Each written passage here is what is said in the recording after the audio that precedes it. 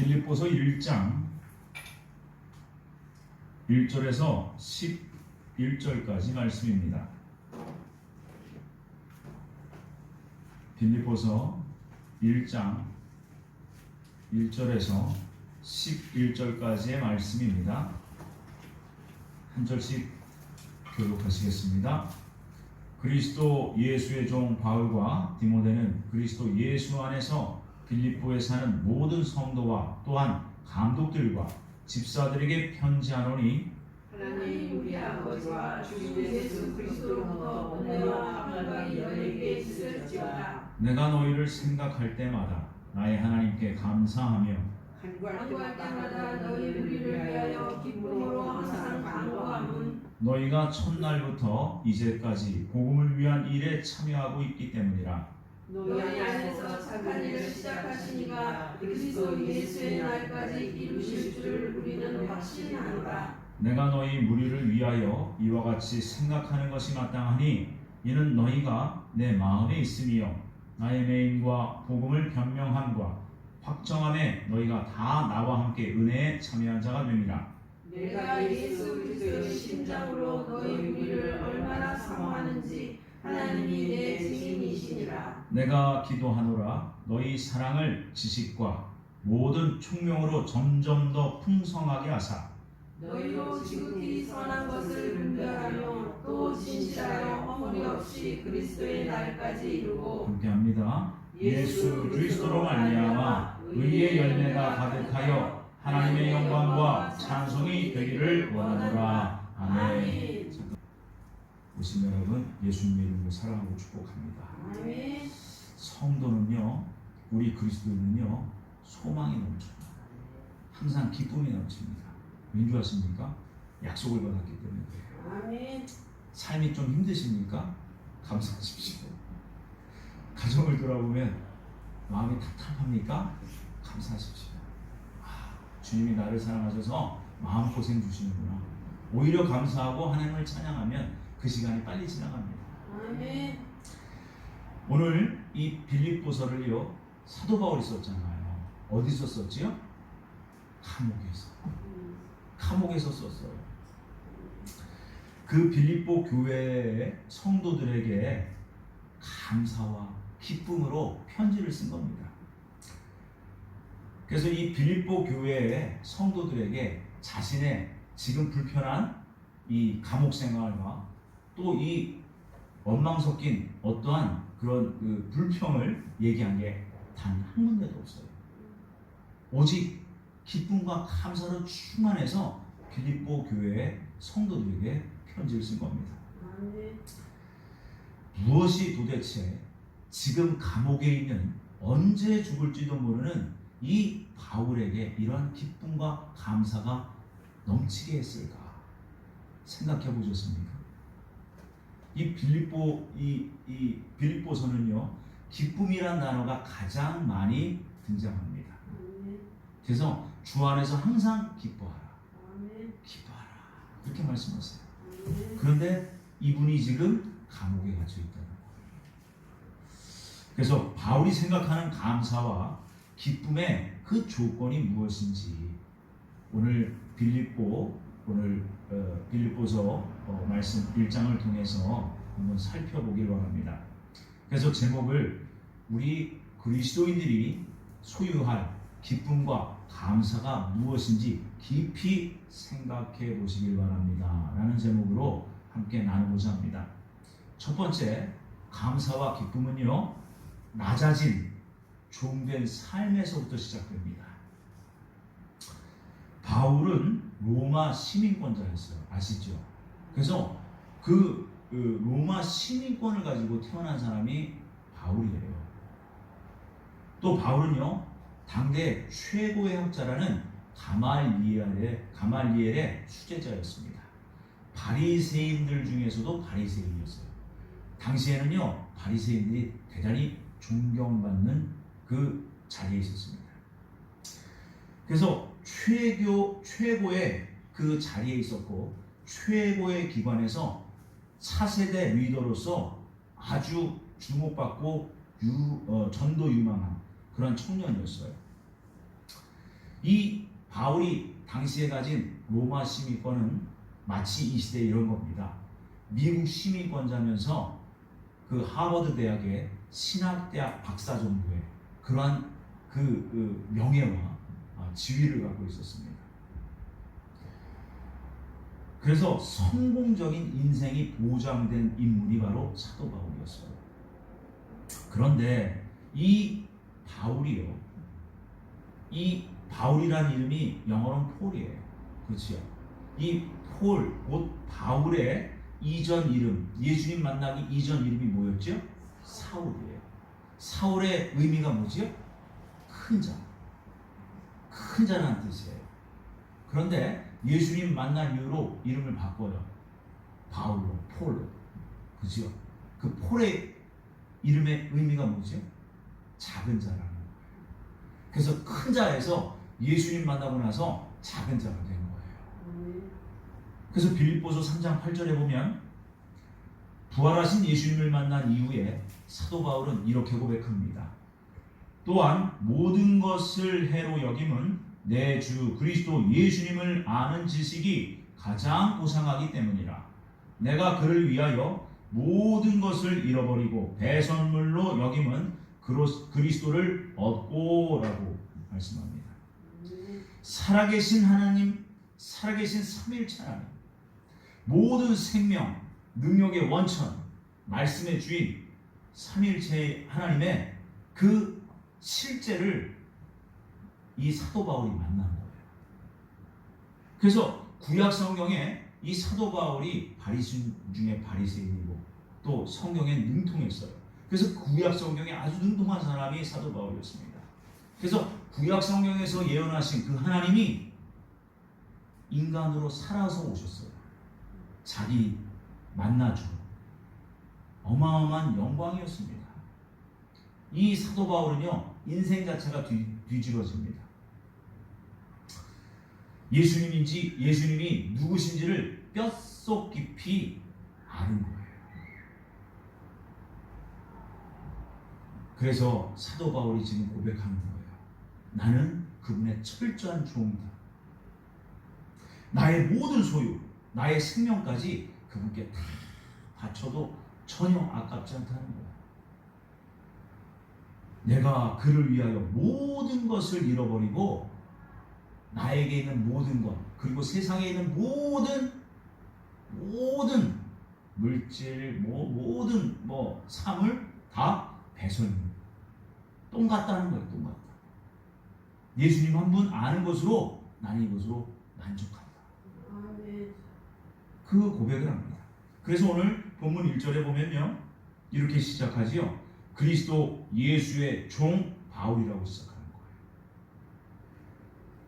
바울이 자신의 모든 명예, 세상적인 어떤 그 지위, 모든 것을 다 버리고 선택한 삶이 무슨 삶이에요?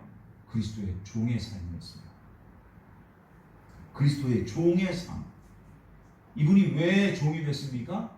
예수 그리스도가 누구신지를 안 거예요. 이것이 대단히 중요합니다. 아니, 우리 인생에 무엇과도 바꿀 수 없는 가장 가치로운 일이 하나님, 삼위일체 하나님을 아는 거예요.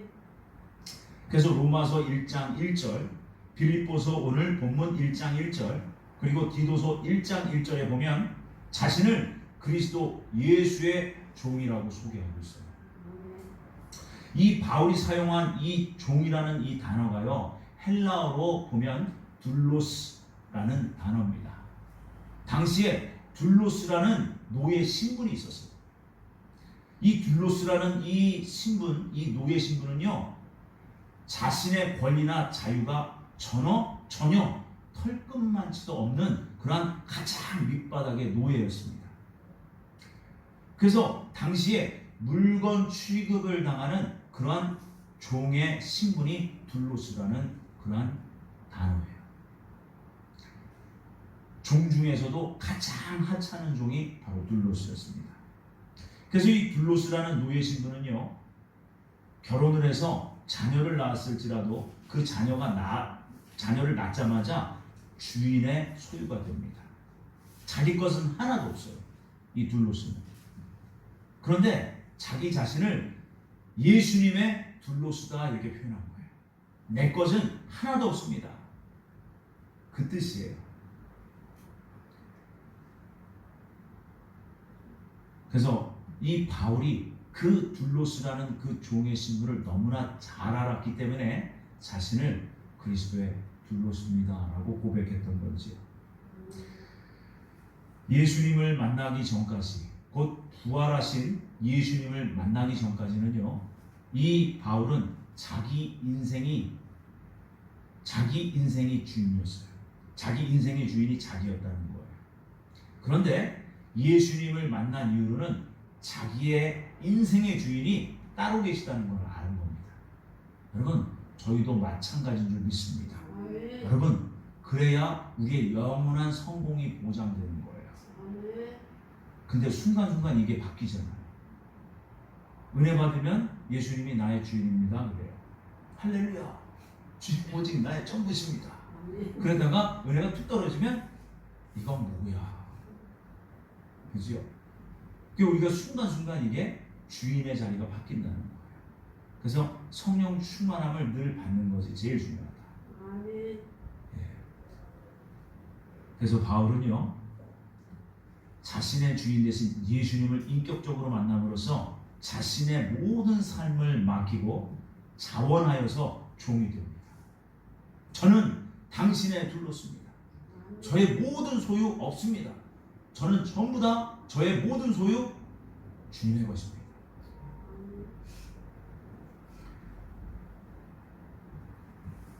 예수님을 아는 것. 예수님이요, 삼위일체 하나님이 보이도록 나타나신 분이 예수님이세요. 대단한 사건이에요. 인카네이션. 창조주 하나님이 인간이 되어 오셨다는 거예요. 소름이 돋아요. 근데 그분이요, 나를 위해서 십자가에 죽으셨어요. 뭐 때문에? 나의 죄 때문에. 그분이 3일 만에 부활하셨어요. 뭐 때문에? 나를 부활의 영광으로 인도하시고 참여케 하시려고 예수님이 3일 만에 또 부활하신 거예요. 그리고 그분이 부활의 몸으로 만나주신 거예요. 그리고 그 부활하신 예수님이 내가 너를 위해 영원한 천국집을 지으러 간다. 그러면서 사명을 주셨어요. 너는 이방인의 사도가 될 거야. 그 말씀 하나 딱 받은 이후로 목숨 겁니다. 여러분, 저희들이 이렇게 돼야 될 줄 믿습니다. 그러면 삽니다. 내 삶의 문제가 아니에요. 내가 예수님의 종입니다. 예수님 저에게 맡겨주신 이 사명 제가 죽기까지 충성하며 감당하겠습니다. 그러면요, 살아계신 예수님, 살아계신 하나님이 나의 모든 문제를 없이 하세요. 문제가 문제로 보이지 않아요. 그것은 내가 가볍게 뛰어넘을 장애요, 장애물일 뿐이에요. 우리 인생은 마치 허들 경기와 똑같아요. 그래서 그 허들이 우리 인생의 조그마한 문제들입니다. 근데 그 허들을 넘으면 넘을수록 더 큰 문제가 나타나요. 그런데 안심하십시오. 그 허들이 커진 만큼 우리의 믿음이 나도 모르게 성장해 있어요.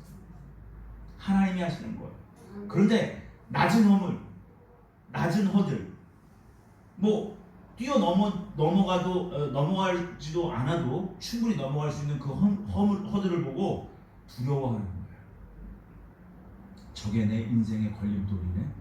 이러면서 엄두를 못 내는 겁니다. 뛰어넘는 거예요. 하지만 주님이 나와 함께 하시고, 주님이 나의 승리자가 되시고, 나의 힘의 원천이요 능력의 원천이 되시는 것을 내가 믿어진다면 넉넉히 넘어갑니다. 그래서 우리가 누구인지, 어떻게 살아야 하는지 오직 예수 그리스도 안에 있을 때 발견할 수 있는 거예요. 예수님 안에 있을 때 내가 누군지를 알게 됩니다. 그래서 하나님이 누구신지를 아는 것은 너무나 중요하다는 겁니다. 예수님을 우리가 인격적으로 경험하지 못하면요, 우리는 우리가 누군지를 몰라요. 조그만 문제 앞에서 내가 곧바로 주인이 되어버리기만 합니다. 그래서 내가 무엇을 위해 사는지 어떻게 살아야 될지 순간 방향을 잃어버려요. 목표를 잃어버리게 돼 있어요. 그래서 주님을 놓치면 안 돼요. 절대. 우리는 절대로 우리 인생의 주인이 내가 아니라는 것을 우리가 명심하기를 바랍니다. 우리가 유명한 사람이 되고 많은 것을 가지고 세상을 많은 연락을 누리는 삶을 살아도 우리는 그 안에서 우리가 누군지 도대체 발견할 수가 없어요. 내 안에 내가 많기 때문에 그래요. 내 안에 내가 가진 것이 많기 때문에 그렇습니다. 그래서 예수님은 자꾸 그러시는 거예요. 버려라. 소유를 버려라. 그러니까 진짜 소유는 내 안에 있어요. 내 안에. 그래서 내 안에는요, 두 가지 내 속이 있어요. 이게 성경적으로 설명할 수 있습니다. 내가 인식할 수 있는 내 안이 있어요. 내가 인식할 수 있는 나, 곧 마음이에요. 그래서 그 마음은 우리를 성전 삼으신 하나님께서 가르쳐 주셨잖아요. 우리의 영혼의 설계도 성전이에요. 그렇죠? 모세에게 가르쳐 준 성전. 거기에 보면 성소와 지성소가 있잖아요. 성소 지역에 거기에 등대와 떡상과 분향단이 있어요. 곧 우리의 지정의, 감정, 이것이 그 성소에 있는 거예요. 이것을 마음이라고 해요. 그래서 내가 인식할 수 있는 내 속이 마음입니다. 이것을 영어로는 soul이라고 해요. soul. 그런데 내 안에 내가 인식할 수 없는 내가 있어요. 그게 바로 영이에요. 지성소입니다. 근데 그 지성소의 주인은 누구예요? 하나님이세요. 삼일체 하나님. 그런데 그 지성소에 주인이 바뀐 거예요. 지금 우리가 나로. 그러니까 내가 주인 되어 있는 거야. 그러니까 나를 만족시키기 위해서 세상 사는 거예요. 우리는 그렇게 지어진 존재가 아닙니다. 하나님께서 하나님의 생명이 내 영 안에 딱 자리하기 위해서 우리의 영의 지성소를 만들어 놓으신 거예요. 그런데 선악과를 먹음으로 마귀 성질이 들어온 거예요. 마귀 성질. 내가 주인 되어버린 겁니다. 그래서 내 성질, 내 속에 있는 죄악 성질이 마귀 성질과 똑같아요.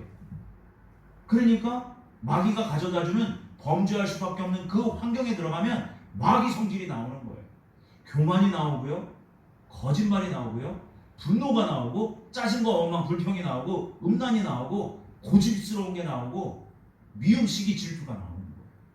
이게 뭐예요? 마귀 성질이라는 거예요. 마귀 성질. 이게 지옥 성질이에요. 그래서 이것을 욱하고 겉으로 뿜어내는 순간 우리는 열매를 맺게 되어 있어요. 어떤 열매? 어둠의 열매. 그런데 예수님은 오셔서 말씀하시죠.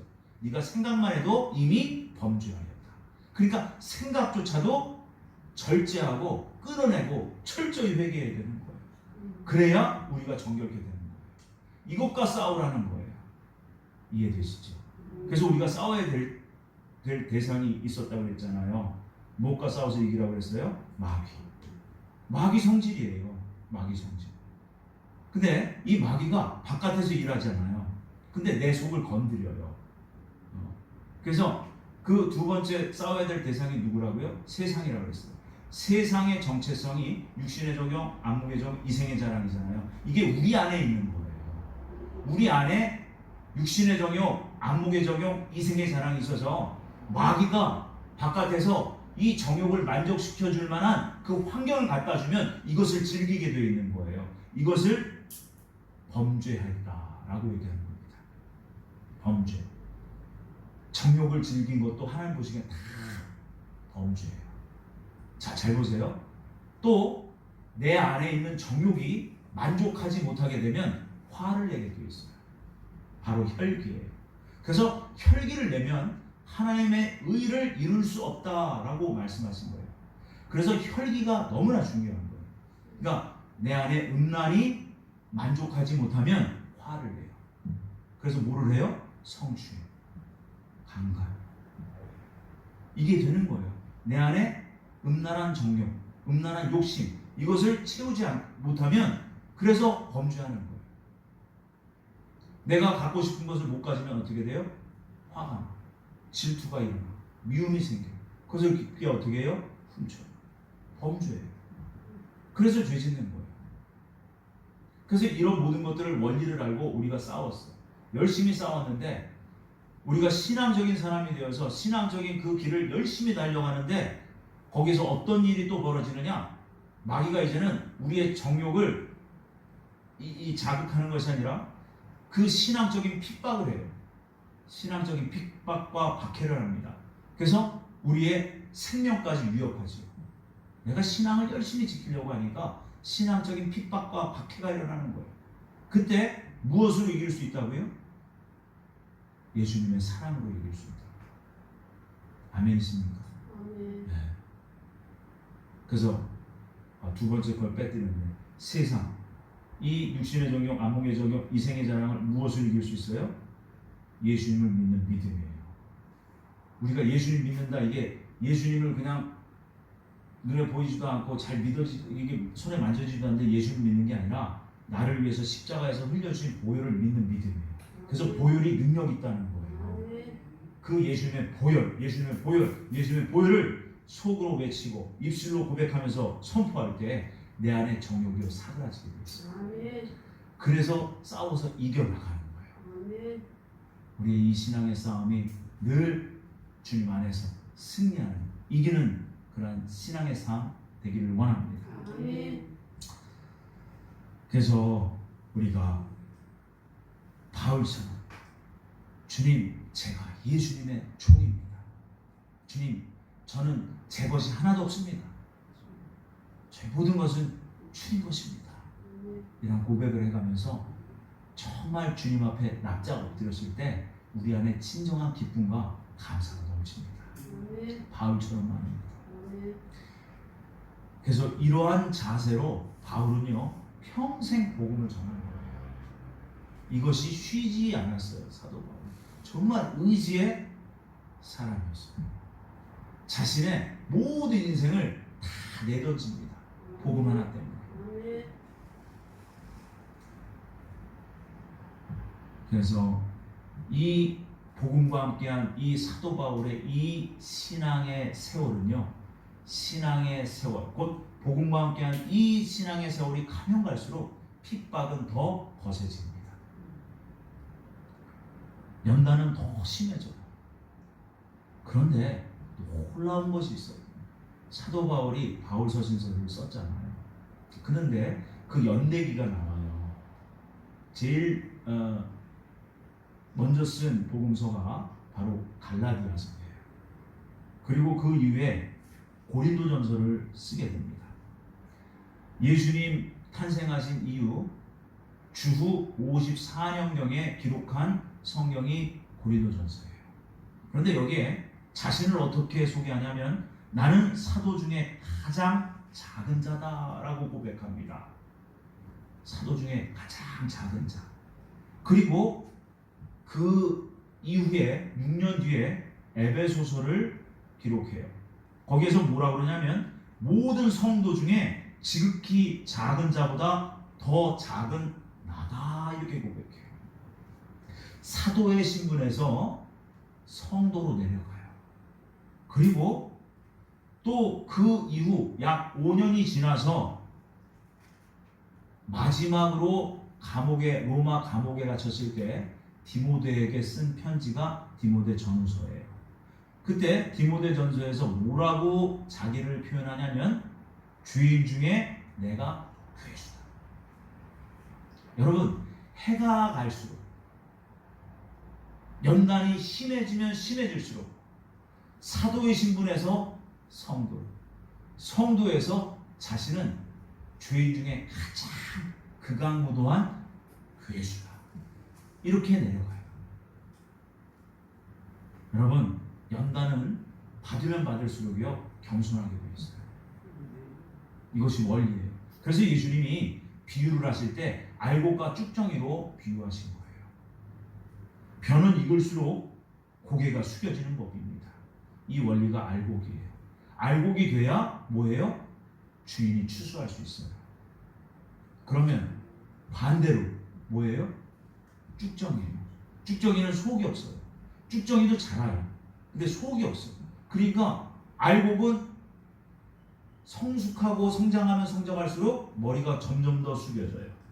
그런데 쭉정이는 자라면 자랄수록 이게 머리가 빳빳하게 하늘을 향합니다. 왜? 속이 비었기 때문에 그래요. 근데 그 쭉정이는 곧 가라지는 어떻게 하신다고 그래요? 예수님이 마태복음 13장에 불에다가 집어 던진다. 가라지는 지옥 백성이에요. 그래서 열매를 봐야 된다는 거예요. 열매가 나오게 돼 있어요.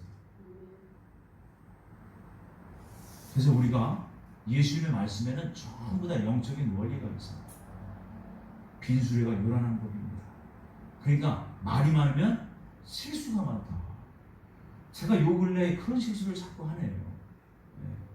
말씀을 이렇게 같이 대화를 어제도 회의를 하는데 제가 이제 회장이어서 어쩔 수 없이 수련회 준비하느라고 말을 많이 했어요. 예배인도 해야 됐고 말을 많이 하니까 제가 속이 헛헛한 거예요. 그러니까 복음적인 말을 해야 되는데 농담을 한 2번 했어요. 분위기가 좀 썰렁하길래. 그럴 때는 뭐 좋았어요. 다들 목사님들이 분위기가. 근데 다 끝나고 나니까 속이 허한 거예요. 왜 그래요? 복음적이지 않다는 거예요. 성령님이 안 기뻐하세요. 이런 것을 회개하지 않고 그냥 두면요, 그 다음에도 또 합니다. 사람 보고 사람을 위로한다는 그 명분 때문에 재밌는 얘기, 쓸데없는 농담을 하는 거예요. 주님이 이걸 기뻐하지 않으신다는 거예요.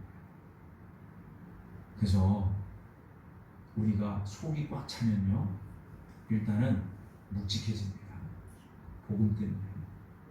복음의 주인이 누구십니까? 예수님이세요. 예수님이 영으로 우리 안에 계신 거예요. 그러니까 우리를 가르치시고 우리를 인도하시는 분이세요. 그러니까 우리가 그 어둠의 열매를 맺게 되면은 주님께서 슬퍼하세요. 그러니까 속에서 저를 쿡 찌르는 거예요. 여러분도 똑같아요. 그런데 그거를 민감하게 받아들이셔야 돼요. 이거는 주님이 기뻐하지 않으시구나. 그때 주님 앞에 용서를 구해야 돼요. 주님, 제가 이것밖에 안 되네요. 불쌍히 여겨주시옵소서. 나의 주인은 오직 예수님이십니다. 하나님은 우리를 하나님의 자녀의 신분으로 또 예수 그리스도의 종으로 부르셨습니다. 여러분, 목사라고 해서 높고 성도라 해서 낮은 게 아니에요. 여러분, 그 천국 가면요, 목사님으로 안 불려요. 영원한 한 번 성도는 성도가 아니에요. 거기서 각자의 다른 이름들이 있습니다. 가장 아름다운 호칭이 있어요. 형제님, 자매님이에요. 천국 호칭이 다 있다는 거예요. 그래서 우리가 예수님의 종이 되었으면 우리의 삶에서 그게 나타나야 돼요. 다른 사람을 대할 때도 종된 모습이 있어야 돼요. 곧 겸손한 자세와 겸손한 몸가짐이 나와야 되는 거예요. 그래서 빌립보서 2장 3절에 뭐라고 해요? 나보다 남을 낮게 여기고 모든 이들을 대할 때 예수님을 대하듯 해라. 죽게 대하듯 해라. 사도 바울이 말씀하신 거예요. 왜요? 본인이 경험했기 때문에. 그래서 우리의 삶의 현장, 주된 삶의 현장이 어디입니까? 가정이잖아요. 우리 어머니들은. 그 가정에서 종의 모습이 보여야 돼요. 예수님을 주인으로 모신 종의 모습이 뭡니까? 주님 앞에 겸손하게 낮아지는 거예요. 기도하는 시간을 가지셔야 돼요. 기도하는 시간을 가지셔야 됩니다. 그리고 내 자녀를 내 것으로 여기시면 안 돼요. 내 모든 소유는 누구의 것? 주님의 것이에요. 잠시 맡아 양육할 뿐이에요. 근데 육신적으로 양육하면 반드시 문제가 생겨요. 나중에 말을 안 들어요. 근데 영적으로 키운 자녀는요, 반드시 나중에 효자가 됩니다. 순종적인 자녀가 되어 있어요. 이 원리가 있는 거예요. 그래서 우리가 삶의 현장, 우리가 만나는 많은 분들에게 그곳에서 우리가 진정 그리스도의 종된 모습으로 겸손하게 모든 분들을 대해야 되는 거예요. 그럴 때 우리의 내면에서는 성령님이 기뻐하십니다. 성령님이 기뻐하세요. 정말 경험해 보세요. 낮아져 보세요. 남들에게 무시당해 보세요. 특히 복음적인 일을 할 때 남들에게 무시당하면요, 성령님이 기뻐하십니다. 그리고 반드시 거기에 따른 상을 주세요. 그러니까 복음을 전하다가 핍박받고 박해받으면 기쁜 거예요. 내면이. 그죠? 사도들이 그렇게 살았어요. 복음을 전하지 말라고 그렇게 위협을 당하고 감옥에 갇히고 그리고 몇가지 맞고 그랬는데도 불구하고 오히려 기뻐했잖아요. 그 기쁨이 하나님의 기쁨입니다. 하나님이 기뻐하시니까 세상에 누가 당해낼 죄가 없는 거예요. 여러분, 하나님 안에서 하나님의 기쁨으로 충만한 저희들이 되길 바랍니다. 아멘.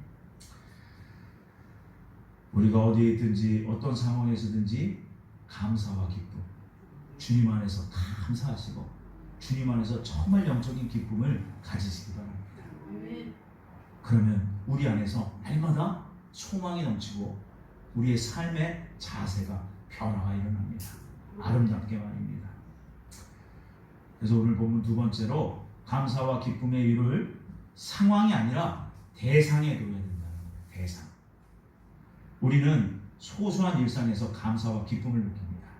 그래서 아니 우리 남편분께서 사업이 잘 돼서 지난번보다 돈을 2배로 갖다 주셔. 기뻐. 이거는 소소한 일상의 기쁨이라고 해요. 이것도 감사할 조건입니다. 그런데 이 감사는 영원하지 않아요. 오래가지 않습니다. 지난달에 가져다줬던 그 생활비보다 2배 생활비를 이번 달에 갖다 줬어요. 그럼 다음 달에는 최소한 그 정도는 유지해 줘야 돼요. 거기서 떨어지면 뭐예요? 바가지가 나와요. 이게 진정한 기쁨과 감사의 조건이 아니라는 거예요. 물론 감사해야죠. 감사해야 됩니다. 그런데 우리가 그 감사와 기쁨의 대상이 잘못됐다는 거예요. 사도 바울이 그걸 보여주는 증인입니다. 그래서 우리는 상황이 바뀔 때마다 그 상황이 좋아질 때 우리는 소소한 기쁨과 감사를 느껴요. 그런데 이것이 전부가 아니라는 거예요. 거기에 속지 말고 거기에 안주하지 말고 그 기쁨과 감사를 우리가 유지하려고 몸부림치지 말라는 거예요. 그것은 모든 것이 육적인 감사이기 때문에 육적인 기쁨이기 때문에 그렇습니다. 그래서 그것을 성경적으로 깊이 들어가 보면 그 기쁨은 내 정욕을 만족시키는 기쁨이에요. 그래서 영적인 기쁨을 찾고 영적인 기쁨을 소망해야 된다는 거예요. 그래서 사도 바울을 보면요, 지금 어디 있어요? 감옥에 있어요. 근데 기뻐하고 있어요. 감사하고 있어요. 왜요? 자기의 처지와 상황을 보질 않은 거예요. 그것은 문제가 되질 않아요. 왜? 내 생명, 내 생활, 내 삶은 내 것이 아니기 때문에.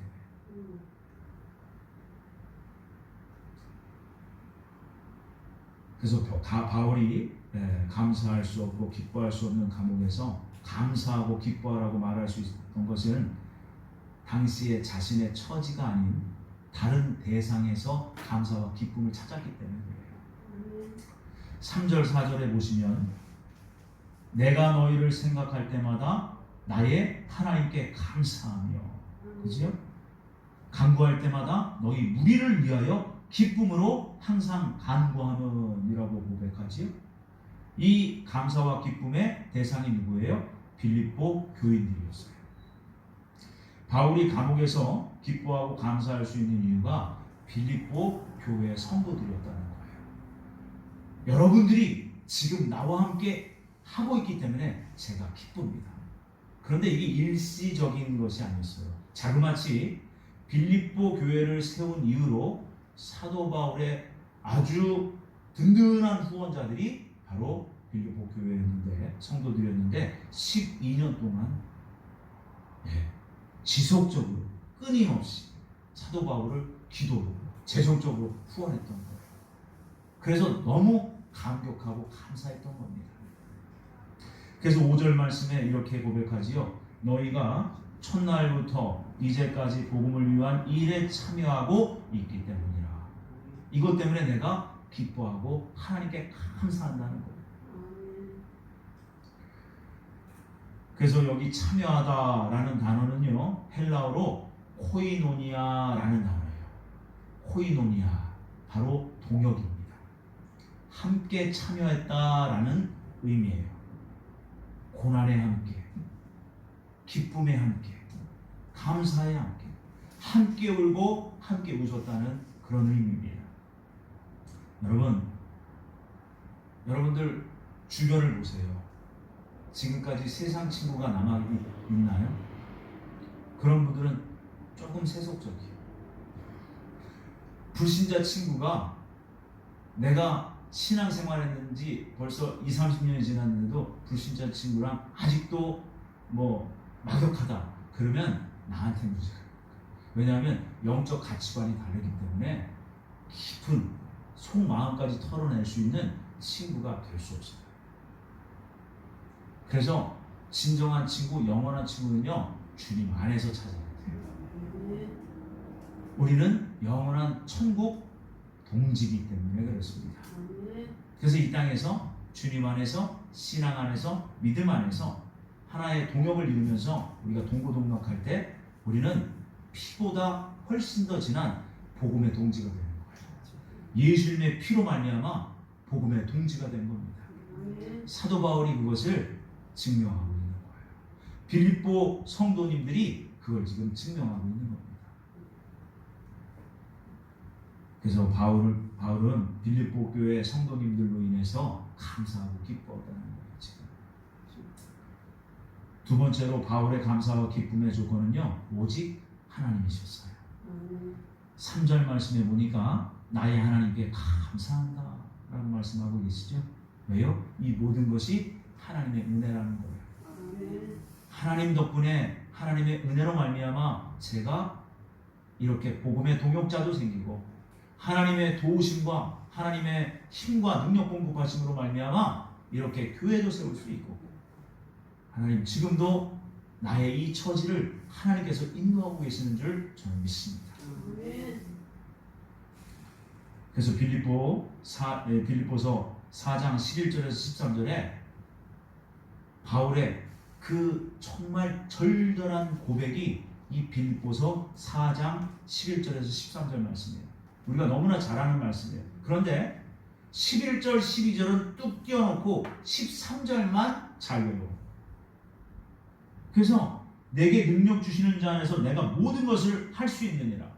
저도 이 구절을 굉장히 좋아해요.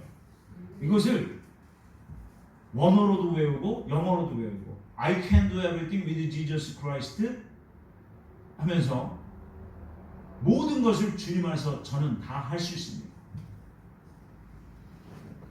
그러면서 이 말씀을 계속 묵상하잖아요. 정말 능력이 생겨요. 그런데 사도 바울은 그걸 얘기한 게 아니에요. 능력은 능력인데 11절 12절에 보면 내가 궁핍함으로 말하는 것이 아니니라 어떠한 형편에든지 나는 자족하기를 배웠노니 나는 비천에 처할 줄도 알고 풍부에 처할 줄도 알아 모든 일 곧 배부름과 배고픔과 풍부와 궁핍에도 처할 줄 아는 일체의 비결을 배웠노라. 이게 능력이에요. 어떤 문제나 상황이 딱 닥치면 내 믿음이 확 꺾어지고 은혜를 까먹고 그것이 능력이 아닙니다. 진정한 능력은 어떤 삶의 문제가 발생하더라도 세상이 북쪽이 난다 할지라도 지금 당장 세상에 전쟁이 터졌을지라도 내 앞에 포탄이 떨어진다 할지라도 흔들리지 않는 그 일체의 비결 오직 예수 그리스도. 주님 안에서 내가 평강하다. 내가 평안합니다. 이것을 경험하신 분 저희들에게도 이러한 능력이 있기를 주님의 이름으로 축복합니다. 그래서 하나님 안에 있을 때 어떤 상황과 처지에 놓이더라도 기쁨과 감사를 잃지 않을 수 있다는 그 사실, 그것을 경험적으로 체득하고 있는 거예요. 사도 바울. 여러분 이러한 반드시 있어야 됩니다. 여러분 사모하세요. 사모하는 자에게, 구하는 자에게 주님 주십니다. 그러면요 여러분들은 믿음의 이 시대에 이 리더십으로 세워주실 거예요.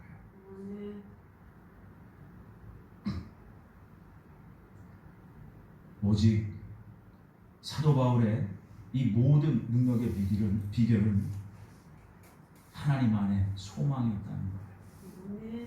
살아도 주를 위해, 죽어도 주를 위해, 사나 죽으나 그래서 사도 바울은 이런 고백을 해요. 내가 육체로 있는 것도 좋지만 여러분들을 위해서는 내가 육체로 있어야 되지만 내가 빨리 떠났으면 좋겠다. 왜요? 이분은 부활이 뭔지를 알거든. 천국도 다녀와 보셨거든. 그러니까 부활의 영광이 뭔지를 알아요. 그러니까 빨리 오히려 갔으면 좋겠다. 이분은 알고 그러시는 거예요. 근데 우리는 모르고 그래요. 모르고. 그러면서 빨리 갔으면 좋겠다. 빨리 가니까 어디예요? 무슨 지옥? 지옥 가면 안 되지요. 예수 믿는데 어떻게 지옥을 가요? 주님이 먼저 소망 주시려고 천국을 보여줘요. 이것이 나의 영원한 처소다. 그러면서 그 놀라운 소망과 기쁨을 주세요. 감격과 감동을 주십니다. 그런데 아직은 네가 여기 올 준비가 되지 않았구나. 어디로 보내세요? 심판대를 거쳐야 합니다. 네. 그래서 우리가 천국을 소망하며 실제적인 믿음으로 우리가 힘이 있어야 되는 거예요. 이 세상이 우리의 믿음과 소망을 꺾을 수가 없음을 믿습니다. 내게 능력 주시는 자 안에서 우리는 모든 것을 할 수 있습니다. 두려워하지 마십시오. 그래서 우리가 이 세상을 살면서 우리의 재정적인 삶, 부유한 삶, 우리의 소유가 늘어난다고 해서 거기에 너무 기뻐하지 마세요. 하나님께 오히려 감사하시고 저에게 이러한 풍성함, 풍요로움을 주신 것은 하나님, 이것을 하나님의 영광을 위해서 잘 사용하라고 주셨군요. 흘려보내면요 주님이 반드시 채우십니다. 저는 오늘도 또 경험했어요. 네, 오늘도 경험했어요. 네, 놀랍습니다. 사실 며칠 전에 어떤 목사님이 굉장히 어려우신 거예요. 경험비가 없으신 거예요. 근데 그거를 차마 어디다 말을 못하고 지금 다 어려우니까 슬쩍 저는 기도 제목만 내놔도 그걸 제가 그냥 모르게 해요. 근데 전에 2번이나 무명 해가지고 보냈어요. 그럼 누군지 모르잖아요. 근데 그게 딱 알고 전화가 오셨어요. 이름을 안 썼거든요. 무명 해서 보냈는데 전화가. 그래서 2번을 딱 걸렸어. 그래서 이제 더 이상 무명은 안 써요. 근데 이분이 이제 어려우신 거예요. 그래서 병원비를 못 해드렸어요. 그런데 이틀 전에 어떤 집사님, 남자 집사님한테 전화가 왔어요. 본교회 헌금을 못했대요. 근데 저희 교회 하고 싶대요. 그것도 또 온 거야. 근데 어제는 또 다른 저희 집안 형님이 또 보내오셨어요. 그래서 다 맞춰줘요. 또 기가 막히게 70만 원을 다 보내드렸는데 70만이 그대로 맞춰집니다. 그러니까 이게 고깔이 비질 않아요. 쓰면 쓰세요. 근데 하나님의 방법대로 쓰셔야 돼요. 네. 하나님의 방법대로. 저는 그것을 경험하고 있는 거예요. 너무나 감사해요. 그래서 이 복이 여러분들에게 다 흘러갈 줄 믿습니다. 그래서 오늘 그 은혜를 딱 받고 하나님은 정말 이렇게 우리를 돌보고 계십니다. 너무 감사한 거예요. 그러니까 우리가 절대 뭐 해야 돼요? 입술에 절제를 하셔야 돼요. 몸만 불평하면 절대 안 돼요. 주님의 복을, 주님의 은혜를 단절하는 것이 바로 원망불평입니다. 우리가 오직 주님 안에서 기뻐하기를 바랍니다. 주님 안에서 감사하시고 하나님께 영광의 예배자로 우리가 늘 어디에 있든지 살아내는 저희들이 되기를 바랍니다. 정리합니다. 오늘 본문의 감사와 기쁨, 그리스도 안에서 함께하는 동역자들로 인해서 감사와 기쁨이 있다는 것. 저 또한 여러분들이 계시기에 힘이 나고 감사할 수 있고 기뻐할 수 있는 겁니다. 그런데 우리 공동의 감사와 기쁨이 누구십니까? 하나님이세요. 하나님께 모든 것을 맡기고 나가야 된다는 겁니다. 그리할 때 하나님은 우리를 지키시고 보호하시고 영원한 천국까지 우리를 안전하게 들으실 줄 믿습니다.